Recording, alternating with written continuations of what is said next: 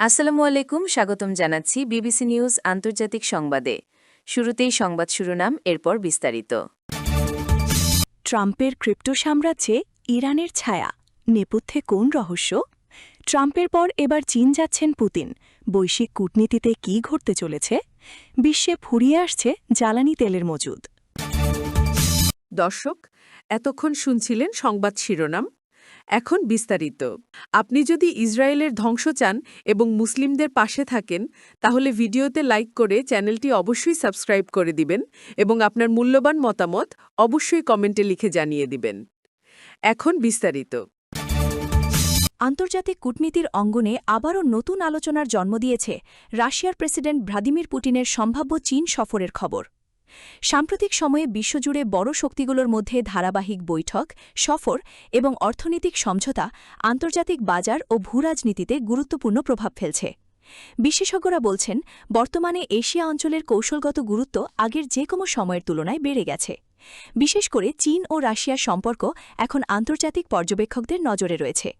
কারণ এই দুই দেশের মধ্যে অর্থনৈতিক সহযোগিতা, জ্বালানি বাণিজ্য, প্রযুক্তি বিনিয়োগ এবং আঞ্চলিক স্থিতিশীলতা নিয়ে আলোচনা বিশ্ব অর্থনীতিতে সরাসরি প্রভাব ফেলতে পারে।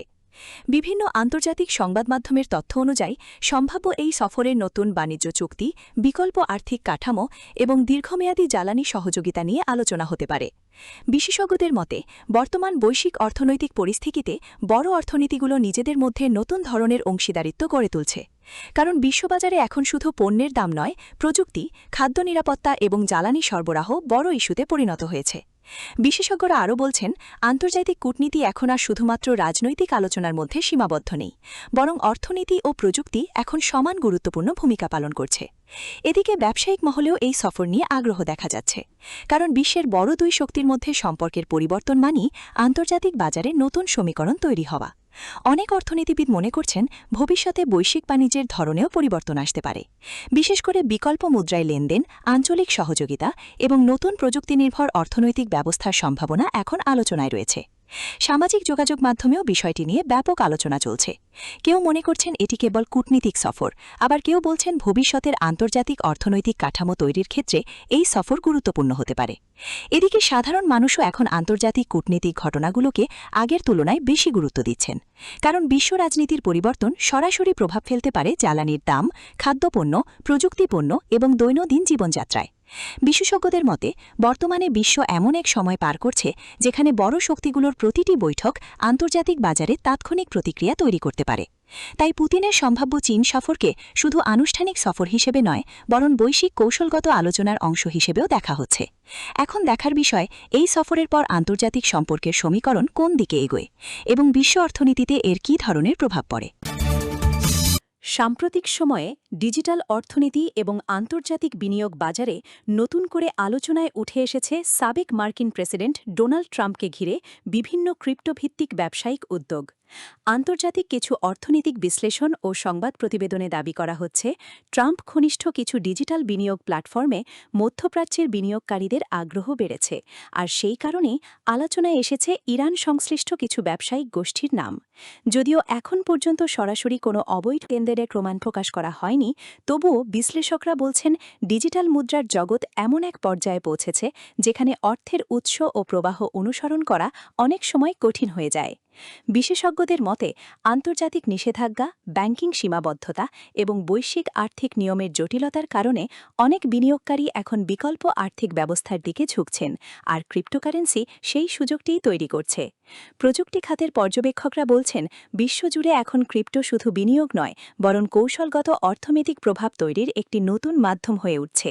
ট্রাম্পের নাম জড়িয়ে আলোচনার সৃষ্টি হওয়ায় বিষয়টি আরও বেশি আন্তর্জাতিক মনোযোগ পাচ্ছে। অনেকেই মনে করছেন, ভবিষ্যতে রাজনৈতিক ব্যক্তিত্বদের সঙ্গে ডিজিটাল অর্থনীতির সম্পর্ক আরও ঘনিষ্ঠ হতে পারে। অন্যদিকে কেউ কেউ বলছেন, এই ধরনের আলোচনার পেছনে রাজনৈতিক প্রচারণাও থাকতে পারে। তবে যেটাই হোক, এটি স্পষ্ট যে ডিজিটাল অর্থনীতি এখন আর শুধু প্রযুক্তি নির্ভর একটি ক্ষেত্র নয়, বরং এটি আন্তর্জাতিক কূটনীতি, অর্থনীতি এবং বৈশ্বিক প্রভাবের অংশ পরিণত হয়েছে। বর্তমানে বিশ্বের অনেক তরুণ বিনিয়োগকারী ক্রিপ্টো বাজারের দিকে ঝুঁকছেন, কারণ তারা এটিকে ভবিষ্যতের অর্থনৈতিক ব্যবস্থা হিসেবে দেখছেন।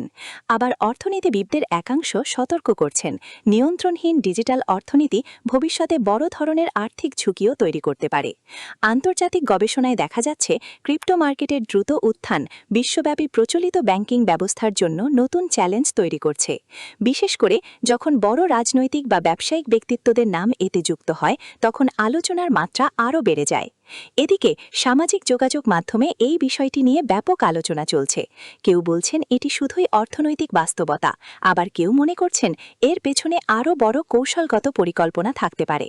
এখন প্রশ্ন উঠছে, ডিজিটাল মুদ্রা কি ভবিষ্যতে বৈশ্বিক অর্থনীতির মূলধারায় আরও শক্তি অবস্থান তৈরি করতে, আর রাজনৈতিক ও অর্থনৈতিক ক্ষমতার ভারসাম্যেও কি এর প্রভাব পড়বে? এসব প্রশ্নের উত্তর সময় দেবে। তবে এটি নিশ্চিত যে ক্রিপ্টো অর্থনীতি এখন আন্তর্জাতিক রাজনীতির বাইরেও সাধারণ মানুষের আলোচনার বিষয় হয়ে উঠেছে।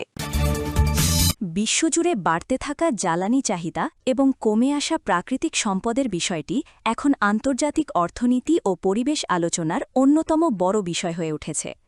সাম্প্রতিক বিভিন্ন গবেষণা ও জ্বালানি বিশ্লেষণে বলা হচ্ছে, বিশ্বব্যাপী তেল ও গ্যাসের ব্যবহার যেভাবে বাড়ছে সেই তুলনায় নতুন মজুদ আবিষ্কার এবং উৎপাদনের গতি অনেক ক্ষেত্রেই পর্যাপ্ত নয়।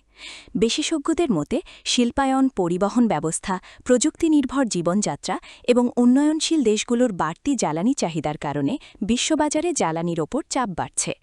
বর্তমানে পৃথিবীর বহু দেশের অর্থনীতি এখনও তেল ও গ্যাসের ওপর ব্যাপকভাবে নির্ভরশীল। ফলে আন্তর্জাতিক বাজারে জ্বালানির সরবরাহে সামান্য পরিবর্তন এলেও তার প্রভাব পড়ে পরিবহন ব্যয়, খাদ্যপণ্য, শিল্প উৎপাদন এবং সাধারণ মানুষের জীবনযাত্রায়। অর্থনীতিবিদরা বলছেন, ভবিষ্যতে যদি সরবরাহ ও চাহিদার মধ্যে বড় ধরনের ভারসাম্যহীনতা তৈরি হয় তাহলে বিশ্ববাজারে মূল্য অস্থিরতা আরও বাড়তে পারে।